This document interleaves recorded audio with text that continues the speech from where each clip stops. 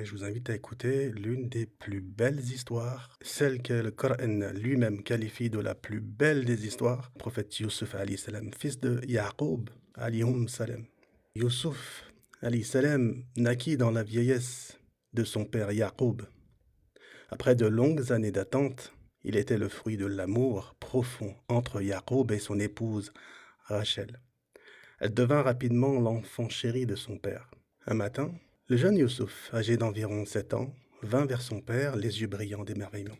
Il raconta: Père, j'ai fait un rêve étrange. J'ai vu 11 étoiles dans le ciel, et le soleil et la lune aussi. Tous se prosternaient devant moi. Et Jacob, le prophète sage, comprit immédiatement la signification de ce songe. Il serra son fils contre lui et dit: Ô mon fils, ne raconte pas ta vision à tes frères, car ils monteraient un complot contre toi. Le diable est certainement pour l'homme un ennemi déclaré. Youssef avait 10 frères, nés d'autres mères.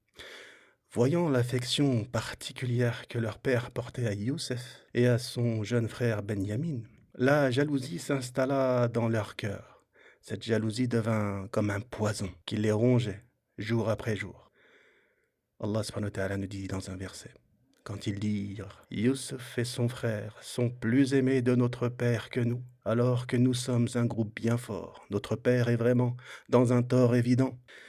Les frères aînés tinrent conseil en secret. L'un d'eux proposa: tuons Youssouf, ou bien éloignons-le dans une terre lointaine. Ainsi le visage de notre père se tournera exclusivement vers nous.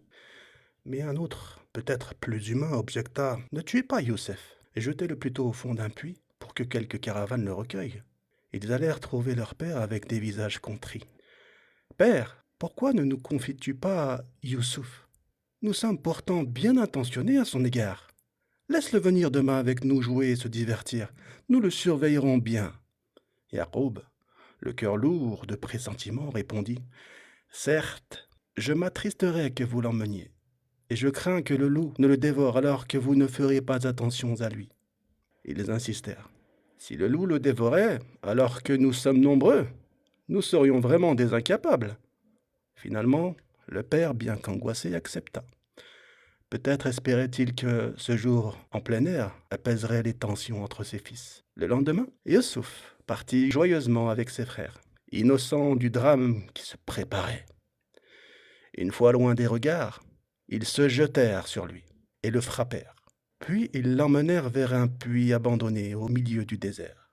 Là, ils lui enlevèrent sa tunique, cette fameuse tunique que son père lui avait offerte, et le jetèrent dans l'obscurité humide du puits. Le cœur endurci, ils égorgèrent un mouton et trempèrent la tunique de Youssouf dans son sang. Le soir, ils revinrent en pleurant vers leur père. « Père, nous sommes allés faire la course et nous avons laissé Youssouf près de nos affaires. Alors le loup l'a dévoré. » Ils présentèrent la tunique tachée de sang. Mais Jacob, le prophète perspicace, regarda la tunique et dit une parole prophétique: « Plutôt vos âmes vous ont suggéré quelque chose. Il ne me reste plus donc qu'une belle patience. C'est Allah qu'il faut appeler au secours contre ce que vous racontez. » Pendant ce temps, au fond du puits, Youssouf, blessé et effrayé, entendait les voix de ses frères s'éloigner. L'obscurité l'enveloppait. L'eau froide lui montait aux genoux. Mais dans son jeune cœur de croyant, une lumière brilla.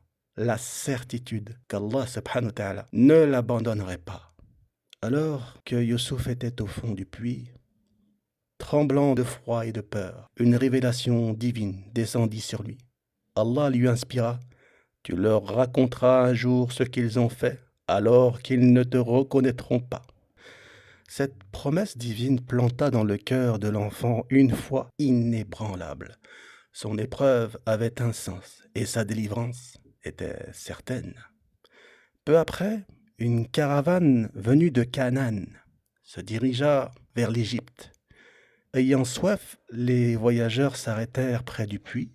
L'un d'eux descendit son seau et, quelle ne fut pas sa surprise, quand il remonta non pas de l'eau, mais un bel adolescent. « Oh, bonne nouvelle! Voici un jeune garçon !» s'écria-t-il. Ils le cachèrent comme une marchandise précieuse. Le chef de la caravane dit: « Cachez-le comme marchandise. Peut-être nous sera-t-il utile, ou peut-être le prendrons-nous comme fils? Arrivés en Égypte, ils le vendirent comme esclave pour quelques dirhams, à un prix dérisoire. L'acheteur n'était autre qu'Al-Aziz, le ministre des Finances du pharaon, un homme nommé Qitfir, ou selon certaines traditions, Potiphar. Dès son entrée dans la maison d'Al-Aziz, la bénédiction divine se manifesta. Son épouse, Zuleykha, le regarda et fut frappée par sa beauté extraordinaire, mais plus encore par une lumière spirituelle qui émanait de lui. Elle dit à son mari, « Son séjour chez nous sera heureux. Adoptons-le comme notre fils. » Al-Aziz, impressionné par la noblesse du jeune garçon, répondit, « Nous l'éduquerons avec soin. Peut-être nous sera-t-il utile ou l'adopterons-nous comme fils ?» Allah subhanahu wa ta'ala accorda à Youssouf sagesse et science en peu de temps. Il maîtrisa la langue égyptienne, les sciences de l'époque et surtout, il reçut l'interprétation des rêves, un don prophétique émanant d'Allah. Et Allah subhanahu wa ta'ala nous dit dans un verset, « Ainsi nous établîmes Youssouf dans le pays et nous lui apprîmes l'interprétation des rêves. » Youssef grandit et devint un jeune homme d'une beauté exceptionnelle, époustouflante. Les femmes en parlaient dans toute l'Égypte. Mais sa vraie beauté était intérieure, celle de la piété, de la chasteté et de la sagesse. Le prophète Mohammed sallallahu alayhi wa sallam a dit « La moitié de toute la beauté a été donnée à Youssef », hadith rapporté par At-Tirmidhi. Donc imaginez sa beauté incroyable. Zuleykha, l'épouse d'Al-Aziz, tomba amoureuse de Youssef. Un jour, alors que son mari était absent, dans un désir ardent, elle ferma toutes les portes et l'appela. « Viens, viens !» Youssef, horrifié, répondit « Qu'Allah me protège, ton mari est mon maître, il m'a accordé un bon asile. En vérité, les injustes ne réussissent pas. » Elle courut vers lui, cherchant à l'attraper. Youssouf se précipita vers la porte pour fuir. Elle l'attrapa par sa tunique qu'elle déchira dans son dos. Et là, à la porte, ils trouvèrent le mari. Zuleykha, pour se justifier, accusa « Quelle doit être la punition de celui qui a voulu faire du mal à ta famille, sinon la prison, ou un châtiment douloureux ?» Mais un témoin de la famille dit « Si sa tunique est déchirée par devant, alors elle a dit la vérité, et il est du nombre des menteurs. Mais si sa tunique est déchirée par derrière, alors c'est elle qui a menti, et il est du nombre des véridiques. » Et évidemment, sa tunique était déchirée dans le dos. Le scandale et la rumeur. L'affaire se répandit dans toute la ville. Les femmes se moquaient. La femme d'Al-Aziz cherche à séduire son jeune esclave. Pour les humilier toutes, Zuleykha organisa un banquet. Elle donna à chaque femme un couteau pour peler des fruits. Puis fit rentrer Youssef. En le voyant, elles furent si troublées qu'elles se coupèrent les mains, s'écriant « Allah ne plaise, ce n'est pas un être humain, ce n'est qu'un ange noble. » Zuleykha avoua alors « C'est bien lui qui a fait naître en moi le désir, et s'il ne fait pas ce que je lui commande, il sera très certainement emprisonné, et sera certes parmi les humiliés. » Face à ce chantage, Youssouf alayhi salam éleva une invocation sublime. « Ô mon Seigneur, la prison m'est préférable à ce à quoi elle m'invite, et si tu n'écartes pas de moi leur ruse, je pencherai vers elle et serai du nombre des ignorants. » Allah subhanahu wa ta'ala exauça son invocation, et Youssouf fut jeté dans la prison royale d'Égypte. Mais regardez la grandeur de ce prophète. Il n'y entra pas en vaincu, mais en vainqueur de sa propre âme. Sa cellule ne fut pas un lieu de désespoir, mais un sanctuaire où la lumière divine allait briller plus fort. Allah subhanahu wa ta'ala nous dit dans un verset, « Puis après qu'ils l'eurent vu l'épreuve de son innocence, ils pensèrent qu'il fallait l'emprisonner pour un temps. » La prison transformée en un lieu de guidance. Alors qu'il était donc emprisonné, Youssef ne se morfondit pas. Il commença immédiatement son appel à Allah. Les prisonniers, intrigués par sa sérénité et sa noblesse, se rapprochèrent de lui. Il leur parlait du Dieu unique, Allah subhanahu wa ta'ala, de la vie éternelle, du jugement dernier. Deux jeunes prisonniers en particulier devinrent ses compagnons. l'ancien échanson du roi et l'ancien boulanger. Un matin, chacun d'eux vint lui raconter un rêve troublant. Le premier dit « Je me voyais pressant du raisin ». Le second dit « Je me voyais portant sur ma tête du pain que les oiseaux picoraient ». Puis ils dirent ensemble « Nous te voyons au nombre des bienfaisants. Interprète nos rêves ». Avant de répondre, Youssouf fit ce qui caractérise tous les prophètes. Il commença par l'appel à la foi et dit « La nourriture qui vous est attribuée ne vous parviendra pas que je ne vous ai avisé de son interprétation avant qu'elle ne vous arrive. Cela fait partie de ce que mon Seigneur m'a enseigné. Certes, j'ai abandonné la religion d'un peuple qui ne croit pas en Allah et qui nie l'au-delà. » Puis il dit à l'échanson « Tu verseras du vin à ton Seigneur, et au boulanger, tu seras crucifié, et les oiseaux mangeront de ta tête. » Avant qu'il ne sorte, Youssouf dit discrètement à l'échanson « Mentionne-moi auprès de ton maître. » Mais, ô faiblesse humaine, une fois libéré et revenu en grâce auprès du roi, l'échanson oublia complètement Youssef. Youssef resta en prison, patientant, adorant, 7 années pendant lesquelles l'échanson, occupé par ses fonctions, ne se souvint pas de celui qui lui avait prédit sa libération. Pourtant, même dans cet oubli, Youssouf ne perdit jamais confiance. Il savait qu'Allah avait un plan pour lui. Et une nuit, le roi d'Égypte fit un rêve terrifiant. Au matin, troublé, il convoqua tous les devins et sages du royaume. Le roi dit « J'ai vu en rêve 7 vaches grasses dévorées par 7 vaches maigres, mais aussi 7 épis verts et 7 autres secs. Donnez-moi l'explication de cette vision, vous autres, grands d'Égypte, si vous êtes en mesure d'interpréter les rêves. » Personne ne put interpréter ce rêve. Ils dirent « Ce n'est là qu'un tissu de rêve. Nous sommes d'ailleurs bien incapables d'interpréter les rêves. » Se souvenant de Youssouf après plusieurs années, celui des 2 hommes qui eut la vie sauve, entendant parler du rêve du roi, se frappa le front de sa main et dit « Moi, je vous donnerai l'explication, laissez-moi aller m'enquérir de leur signification. » Il courut à la prison et trouva Youssouf, toujours aussi serein, toujours aussi lumineux. Youssouf, sans amertume pour les années d'oubli, interpréta le rêve. Les récoltes seront abondantes 7 années consécutives, au cours desquelles vous laisserez en épis les céréales que vous aurez moissonnées, à l'exception du minimum nécessaire à votre consommation. Viendront ensuite 7 années de disette qui épuiseront ce que vous aurez mis en réserve pour les affronter, sauf une petite quantité que vous conserverez. S'ensuivra alors une année pluvieuse, au grand soulagement des hommes qui pourront retourner au pressoir. Le messager rapporta ces paroles au roi. Celui-ci, émerveillé, demanda « Qu'on m'amène cet homme ?» Mais lorsque l'envoyé du roi fut en sa présence, Youssouf lui dit « Retourne chez ton maître et interroge-le sur l'histoire de ces femmes qui se sont tailladées les mains. Mon seigneur connaît parfaitement leur intrigue. » Le roi, impressionné par la dignité de Youssouf, ordonna une enquête. Les femmes impliquées dans l'affaire furent convoquées, dont Zulaykha. Le roi interrogea alors ces femmes. « Que s'est-il donc passé lorsque vous avez tenté de séduire Youssouf ?» Elles dirent « Allah ne plaise, il n'a à notre connaissance commis aucun mal. » La femme du grand intendant décida de passer aux aveux. La vérité éclate à présent. Il dit vrai, c'est moi qui ai tenté de le séduire. Puis, se tournant vers les autres femmes, elle ajouta « Cela afin qu'il sache que je ne l'ai pas trahi en son absence, et qu'Allah ne guide pas la ruse des traîtres. » L'innocence de Youssouf étant établie, le roi ordonna sa libération immédiate. Mais Youssouf ne sortit pas de prison comme un prisonnier gracié, il en sortit comme un homme que la vérité a libéré. Le roi dit « Qu'on me l'amène ici, je souhaite me réserver sa compagnie. » En le voyant, fut frappé par sa prestance et sa sagesse.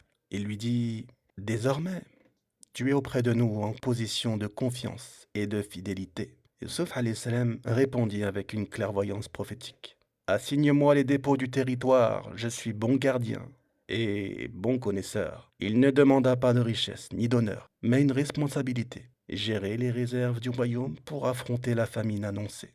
Après s'être entretenu avec lui, le roi lui dit « Nous t'élevons aux plus hautes dignités et t'investissons de notre confiance aujourd'hui. » Le roi nommé Ar-Rayyan ibn al-Walid fit de Youssouf son ministre des Finances. Il lui remit son anneau, symbole d'autorité, et le fit voyager à travers l'Égypte pour superviser les préparatifs. Allah subhanahu wa ta'ala nous dit dans un verset « Ainsi avons-nous affermi Youssouf dans ce territoire, et il s'y installa là où il le voulait. » Les 7 années d'abondance arrivèrent comme prédit. Youssouf, avec une compétence remarquable, organisa le stockage des récoltes. Il fit construire des silos géants, inventa des systèmes de conservation et établit une administration efficace. La sagesse divine transformait l'épreuve en bénédiction. Celui qui avait été jeté dans un puits par jalousie dirigeait maintenant le plus grand royaume de son époque. Celui qui avait été vendu comme esclave devenait le sauveur potentiel de millions de personnes. Puis vinrent les 7 années de sécheresse, exactement comme il l'avait prédit. L'Égypte, grâce aux réserves de Youssouf, devint le grenier du monde antique. Les peuples voisins, frappés par la famine, vinrent y chercher du blé. Et les frères de Youssouf arrivèrent en Égypte. En Canaan, la famine frappa aussi la famille de Yacoub, les 10 frères aînés. Benyamin étant resté avec son père, les 10 frères décidèrent de se rendre en Égypte pour acheter du blé. Et Yacoub, méfiant, leur dit: « Je ne vous enverrai pas avec Benyamin, jusqu'à ce que vous me donniez l'engagement, au nom d'Allah, que vous me le rameniez, à moins que vous ne soyez cernés. » Les frères arrivèrent devant Youssouf, qui les reconnut immédiatement. Eux, par contre, voyant ce ministre puissant à l'accoutrement égyptienne, ne reconnurent pas leur jeune frère. Youssouf, maîtrisant son émotion, les interrogea sur leur famille. Ils répondirent: « Nous étions 12 frères, fils d'un même père. L'un a disparu et le plus jeune est resté auprès de notre père. » Youssef leur donna leurs provisions, mais exigea que la prochaine fois, ils amènent leur jeune frère. Pour s'assurer de leur retour, il fit mettre dans leurs bagages les marchandises qu'ils avaient apportées pour les payer. Il dit à ses serviteurs: « Remettez-leur leurs marchandises. Peut-être les reconnaîtront-ils une fois de retour vers leur famille, et peut-être reviendront-ils. » En ouvrant leur sac à Canaan, les frères découvrirent avec stupéfaction que leur argent leur avait été rendu. Ils dirent à leur père: « Oh, notre père, que pourrions-nous désirer de mieux? Voici que nos marchandises nous ont été rendues. Nous approvisionnerons notre famille, veillerons sur notre frère et ajouterons la charge d'un chameau. Cette mesure sera facile. » Yacoub, toujours méfiant, refusa d'abord. Puis, devant l'insistance et la famine persistante, il finit par accepter. Après qu'ils eurent juré sur Allah de ramener Benyamin, il leur dit ces mots: « Allah est gardien de ce que nous disons. » Quand les frères revinrent avec Benyamin en Égypte, Youssouf les accueillit chaleureusement. Dans l'intimité, il révéla son identité à Benyamin et élabora un plan. Au moment du départ, il fit placer une coupe royale dans les bagages de Benyamin. Puis, quand la caravane fut en route, il envoya les gardes les arrêter. Les gardes rattrapèrent la caravane et annoncèrent: « Ô vous, les gens de la caravane, vous êtes assurément des voleurs. » Les frères stupéfaits protestèrent: « Comment ça? Qu'a-t-on volé? Que cherchez-vous » Les gardes répondirent: « Nous cherchons la coupe du roi qui a été volée. Quiconque la rapportera recevra une charge de chameau, et j'en suis garant. » Les bagages furent fouillés. Quand on ouvrit les bagages de Benyamin, la coupe royale y fut trouvée. Les frères horrifiés s'écrièrent: « S'il a volé, un frère à lui a volé avant lui. » Ils faisaient allusion à Youssouf, qu'ils avaient autrefois volé à leur père. L'aîné, qui s'appelle Yahuda, s'avança et proposa: « Prenez l'un de nous à sa place. Nous voyons que tu es du nombre des bienfaisants. » Mais Youssouf, suivant la loi égyptienne, répondit: « Qu'Allah nous garde de prendre un autre que celui chez qui nous avons trouvé notre bien. Nous serions alors injustes. » Les 9 frères durent retourner à Canaan sans Benyamin. Devant leur père, ils avouèrent: « Ô notre père, ton fils a volé. Nous ne témoignons que de ce que nous savons, et nous n'étions pas gardiens de l'inconnaissable. » Yacoub, le cœur brisé, une seconde fois, la douleur, répondit avec une patience: « Vos âmes plutôt vous ont inspiré une chose, mais belle patience. C'est Allah qu'il faut appeler au secours contre ce que vous racontez. » Puis il tourna son visage vers le mur et pleura. Il pleura si abondamment qu'il en perdit la vue. Les frères retournèrent en Égypte pour implorer la libération de Benyamin. Youssouf, les voyant désespérés, ne put contenir son émotion plus longtemps. Il les fit entrer dans une pièce privée et leur demanda Savez-vous ce que vous avez fait de Youssouf et de son frère alors que vous étiez ignorants? Ils se regardèrent les uns les autres, stupéfaits. Ils demandèrent, est-ce que tu es Youssef? Je suis Youssef. Et voici mon frère. Allah nous a certainement favorisés. Quiconque craint Allah est patiente. Alors Allah ne laisse pas perdre la récompense des bienfaisants. Les frères, honteux, s'exclamèrent, par Allah, vraiment Allah t'a préféré à nous, et nous avons été fautifs. Youssef répondit, pas de récrimination contre vous aujourd'hui, qu'Allah vous pardonne. C'est lui le plus miséricordieux des miséricordieux. Youssouf leur donna sa tunique et dit, emportez ma tunique que voici, et jetez-la sur le visage de mon père. Il recouvrera la vue aussitôt. Et amenez-moi toute votre famille. Quand la caravane approcha de Canaan, Yacoub dit, je sens l'odeur de Youssouf. Ne me traitez pas d'insensé. On jeta la tunique sur son visage, et il recouvra miraculeusement la vue. Toute la famille, Yacoub, ses fils, leur famille, se rendit en Égypte. Youssouf sortit à leur rencontre, et tous se prosternèrent devant lui, accomplissant ainsi le songe prophétique de son enfance. La famille s'installa en Égypte. Yacoub vécut encore 17 ans, heureux de voir ses fils réconciliés, et Youssouf honoré. Avant de mourir, Yacoub fit jurer à ses fils de ramener sa dépouille en Palestine. Youssouf vécut jusqu'à 120 ans selon les récits avant de mourir. Il fit cette proclamation, emmenez-moi quand je mourrai et enterrez-moi auprès de mes pères. L'histoire de Youssouf se termine comme elle avait commencé, par un accomplissement prophétique. Le petit garçon qui rêvait d'étoiles, voyant maintenant sa famille réunie autour de lui. Que retenir de cette histoire? Que chaque épreuve a une fin, que chaque trahison peut être transformée en pardon, et que la lumière de la foi brille même dans les pluies les plus obscures. Comme Youssouf, alayhi salam, sachons dire dans nos épreuves, pas de récrimination aujourd'hui, qu'Allah vous pardonne.